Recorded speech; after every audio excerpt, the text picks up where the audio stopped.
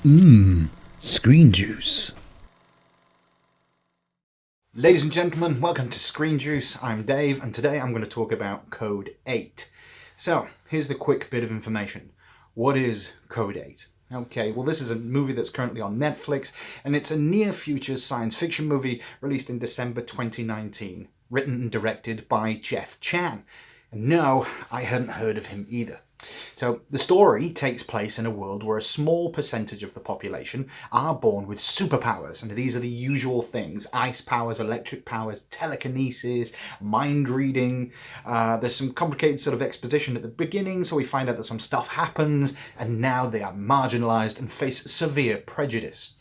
The plot centers around one guy with electrokinetic abilities as he finds himself turning to a life of crime, joining a gang of other super types in order to make enough money to pay for life-saving surgery for his mother.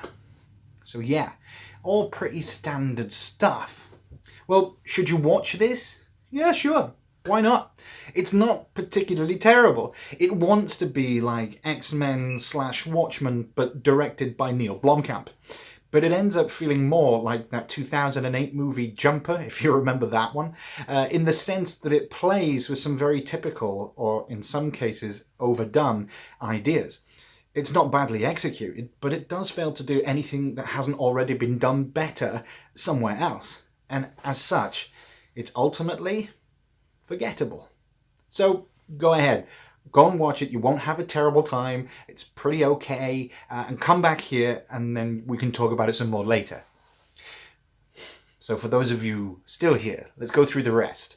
So my expectations of this movie were non-existent. I'd never heard of it. I hadn't even had a tiny whiff of its existence until I scrolled over it in Netflix. And I had nothing to go on except for that little trailer that plays in the corner of the screen when you highlight it. And so what I could see, I mean, there was those Guardian robots that were dropping from the drones. There was a clear near-future science fiction vibe.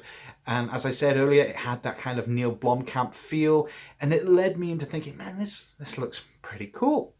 And I don't think choosing that footage for the trailer was an accident at all, because those were the only elements that I was looking for. The screenplay, well, that was based on Jeff Chan's original story and written by a guy called Chris Pare. I'm sorry, Chris, if I'm pronouncing it wrong, but up until now, I've not heard of you either. So it's a functional and predictable plot, and that's about it. Much like many aspects of the film, it's passable, but it never does anything to separate itself from its peers. There's the good kid, raised by his mother to not be like his father, who we find out was shot dead while he robbed a liquor store, or an off-license if you're in the UK with me. So he goes ahead and turns to crime anyway, but only to save his dying mother. You know, it's got typical lines like, "You sound just like your father."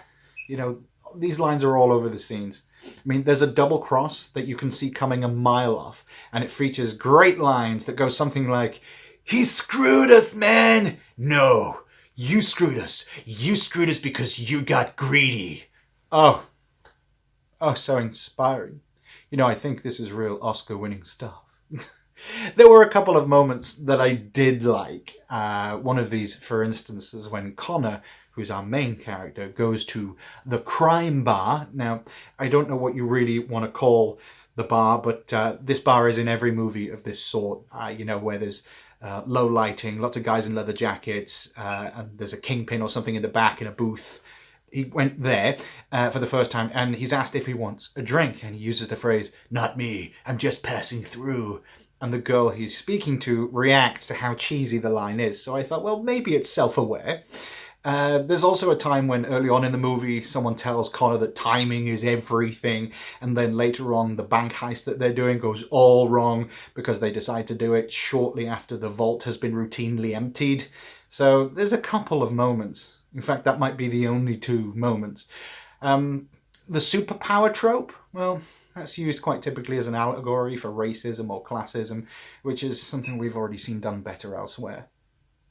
Now, the stuff you're going to see on the screen, nothing really stands out. There are no shots that make you go, ooh, and there are some of the same typical blue and orange colour palettes that have been so terribly overused by now. It's not terrible itself. I mean, it's all just very, very standard. Not bad, just standard. Now, strangely, the visual effects might be the best part of the movie. They're subtle and effective. They don't try to do anything beyond their capability and instead make sure that the end result looks quite good. There are some cool elemental effects and some good practical stunt work too. So you have things like, his electricity sparking here and there, people being telekinetically thrown against cars. All of that looks great. The score, for the most part, didn't register. I didn't even notice it while I was watching the movie, and I'm not sure if that's to be considered a good thing or not. As I neared the end, however, I did sort of notice it started to stand out with this dramatic crescendo. It was rising and swelling into something that sounded really quite similar in tone to something from Blade Runner 2049, and that's no bad thing. I made the point of looking it up afterward on Spotify, and it's actually pretty good in parts, if you like that kind of thing. Which, hey, sometimes I do. Performance-wise, well, some of the cast are familiar faces. Robbie Amell, who has one of the lead roles in The Flash, and his cousin Stephen Amell was the titular Arrow in the well-known series, but sadly, whether you want to blame it on the script or the performer, almost all of the performances are pretty one-dimensional. They're quite wooden. They're all very brooding, and they behave as if they've got no other agency other than to further the plot.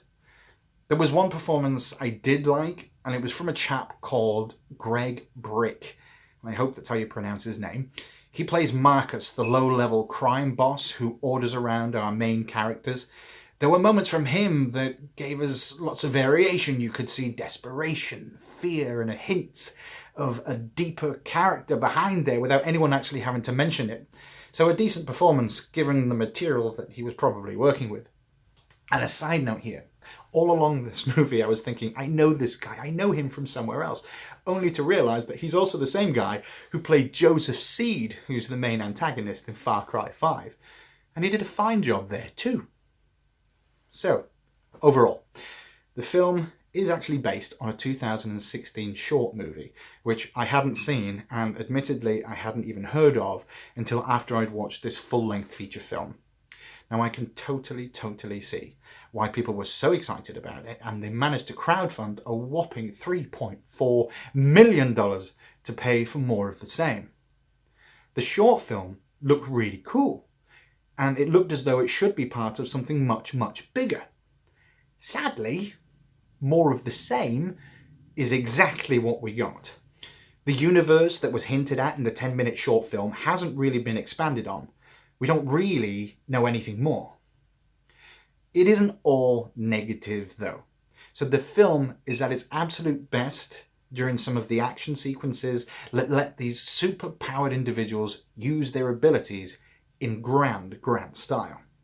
There are moments where electric sparks off surfaces, bodies are levitated and thrown into the wall, metal is turned into red-hot butter, heavy humanoid robots, and they do feel heavy, are dropped from drones that are ever watching in the sky. They're remote operated and set to kill. And if that sounds cool, that's because it is when it's allowed to happen. More of that would have been better than the lackluster plotline that we were given to pad it all out. Now, I have also read that the team behind the film are working on a sort of spin-off series of short films which will be designed for easy, on-the-go mobile viewing, or at least that's what they're saying. So maybe they've also learned that the feature-length narrative isn't quite their strength. Now, I hope that they have some fun with it and tell some really, really cool stories. So I've been Dave for Screen Juice, and if you do like what's going on here, I'm very new to it, so please subscribe, see whether this goes badly. It might be a train wreck in the end, and just, see what we're doing. Thank you very much for watching, everybody.